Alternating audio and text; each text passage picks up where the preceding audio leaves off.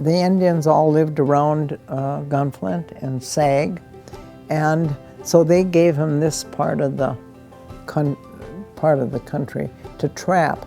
So he trapped over here, more east, and he knew that the border from Canada and the United States was through those middle lakes, and so he was always conscious of that.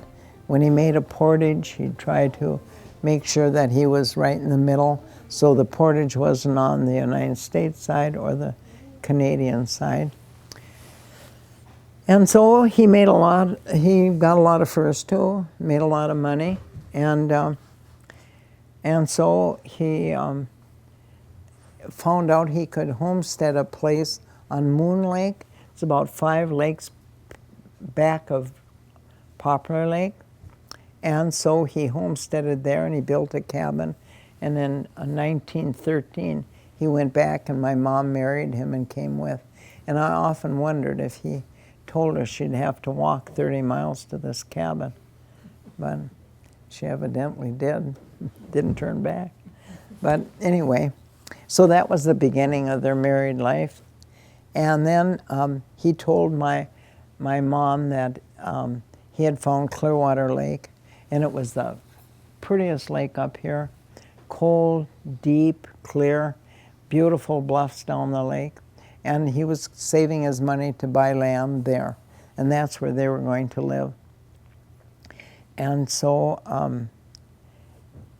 he wanted to go and show her that lake the day after they got to this cabin. And my mom thought she should be making bread. And so she said, well, I have to make bread. And he said, well, that's all right. Just bring it with, and we'll let it raise in the bottom of the canoe. And then when it's ready to bake, we'll just go ashore and bake it. Well, my mom's spending the whole day wondering how he's going to bake this bread just by going ashore, you know. And so now there's 7 lakes from Clearwater. Just imagine that. And so they paddle these lakes, and he carries the canoe across, and I suppose my mom's carrying the bread. And they finally get here. I'm not sure where the bread was ready to raise, but anyway, when the bread was ready to raise, my mother said, Charlie, the bread's ready to bake. And she said, he just went to shore. Didn't pick a certain spot out. She thought he had a spot somewhere to bake this bread, you know. And so then they get to shore, and now he's digging a trench and telling her, you got to be downwind so the wind blows the heat up to bake the bread. And then you can't use this kind of wood because that burns too fast. It'll burn up the bread. And this other wood has a slow burning, and that'll produce the heat to bake the bread. And so she said she understood all that, but she could not understand how he was going to bake this bread. And so then she said, after he got this all ready, the fire going, he goes to his pack and he takes out this contraption. And it was a reflector oven that the Indians used. And he set that up and put the bread in there and baked the bread. My mom could not believe it. She said she just looked at that and thought, now how on earth is that going to work? But she said it baked fine.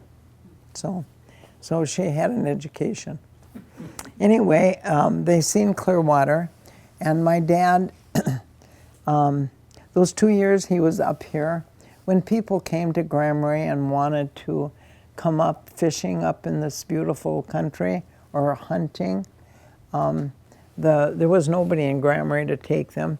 And they'd say, there's a white man that went to live with the Indians. He knows the lakes and, as well as the Indians, and you just walk up the trail a little ways. The first Indian you see, tell him you want to see Charlie Boostrom.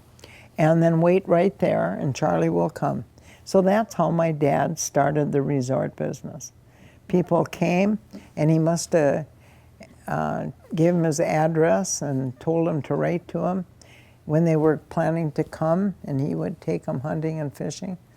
And so that's how he started. Well, there was a man who had a fishing camp on Clearwater, and he had a cabin down on the second point. And my dad would take him fishing. And the first notice of my dad in the Grammary paper was in 1914.